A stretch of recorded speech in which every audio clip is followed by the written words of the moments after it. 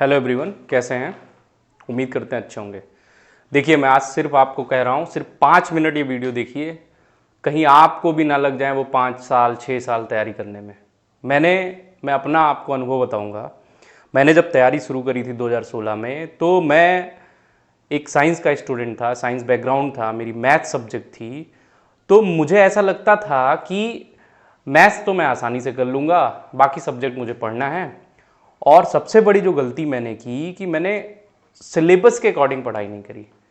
और जो 90-95% बच्चे गलती करते हैं, उनको 2-2 साल लग जाता है कि उनका सिलेबस ही नहीं खत्म होता है। तो ऐसे करोगे तो कैसे करोगे भाई? अगर 5-6 साल लग गया ना आपको सरकारी नौकरी की तैयारी करने में, तो बहुत पीछे हो जाएंगे आप। हम अपनी बात भी बता रहे हैं। आज 5-6 साल बाद अगर आपको 50-60 हज़ार रुपये की नौकरी मिल रही है, जो कि आपके जो दोस्त हैं वो प्राइवेट नौकरी अगर 20 हज़ार से शुरू किए होंगे, तो वो भी 6 साल बाद 50-60 हज़ार की नौकरी कर रहे होंगे। बहुत सारी चीज़ें हैं जिसको आपको सोचना चाहिए। मैं कहूँगा सबसे पहले आप अपने सिलेबस को कंप्लीट करिए। बिना सिलेबस कंप्लीट किए ना ही आपको टेस्ट देना है, चाहे 6 महीने लगे चाहे 1 साल लगे, आपको अपना सिलेबस ही पहले कंप्लीट करना है। जैसे वो एक कहावत है, पहले अपनी कुल्हाड़ी की धार बनाइए। अगर धार अच्छी होगी तो आप किसी भी पेड़ को आसानी से काट सकते हैं। तो एक बार अपना सिलेबस कंप्लीट करिए, उसको पूरी तरह से, पूरी शिद्दत से एक बार सिलेबस का पूरा नोट्स बनाइए। आपके पास नोट्स होना चाहिए, क्वेश्चंस होने चाहिए, सब कुछ होना चाहिए। उसके बाद आप एसटी दीजिए। और अगर ऐसा नहीं करेंगे, बीच में आप क्या कर रहे हैं, अपने दोस्तों के साथ घूमने जा रहे हैं, किसी की शादी पड़ रही है उसमें 10 दिन के लिए चले जा रहे हैं, तो ऐसा करने से आपका सिलेक्शन नहीं होने वाला है। मैं फिर बता रहा हूँ। और जल्दी सिलेक्शन लीजिए, क्योंकि समय बहुत ख़राब चल रहा है। और जो भी सरकारी नौकरी की तैयारी में उतरता है, सबसे बड़ा ड्रॉबैक ये है कि वो अपनी पढ़ाई छोड़ देता है। और अगर बाई दबे उसका 6-7 साल बाद नहीं होता है, तो फिर क्या करेगा वो? उसके पास प्राइवेट में कोई एक्सपीरियंस भी नहीं होता है। ऐसा नहीं है कि करने को नहीं होता है, बहुत सारे लोग बहुत कुछ करते हैं। लेकिन आप जो सपना लेकर अपने घर से आए हैं, अपने मम्मी पापा का सपना लेकर आए हैं, उसको पढ़िए और किसी भी अनर्गल चीज़ों में मत लगिए।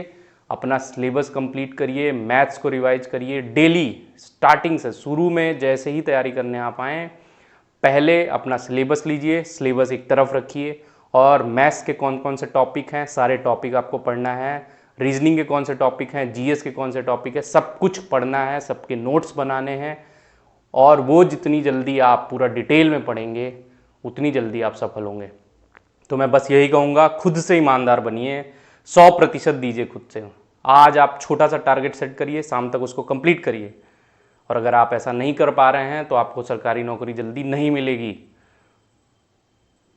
चाहे आप पटना में हो, दिल्ली में हो, लखनऊ में हो, कहीं भी हो, अपने तैयारी में 100% दीजिए।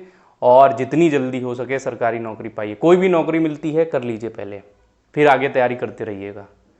मेरी सलाह यही है, प्लीज़ आप लोग सिलेबस को अच्छे से ख़त्म करिए, उसके बाद ही एसटी देने उतरिए। एसटी का मूल्यांकन, 1 घंटे की एसटी का मूल्यांकन कम से कम 2-2.5 घंटे होना चाहिए। वो सही मूल्यांकन होता है। ये नहीं कि किसी एसटी में आपके 60 परसेंटाइल आ गए, किसी में 90 आ गए तो आप खुश हो गए। 90 वाले का भी आप मूल्यांकन करिए।